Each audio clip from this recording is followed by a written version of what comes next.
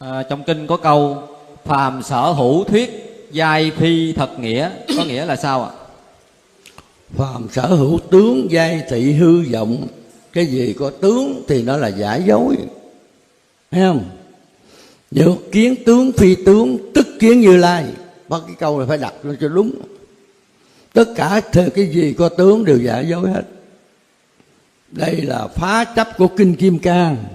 Kinh Kim Cang phá chấp là chấp chứng đắc cái này nè. Vì thế mà mấy ông thầy giảng đạo, ông không hiểu cái chấp của Kinh Kim Cang là cái gì. Đó là cái kinh này là phàm sở hữu tướng giai thị hư vọng. Nhiệt kiến tướng phi tướng, tức kiến Như Lai là nói về Kinh Kim Cang phá chấp có chứng có đắc là giả dối. Vì thế mà hiện giờ ông nào nói tôi được cái này được cái kia là ông tà đó. Tôi nói thẳng là ông tà.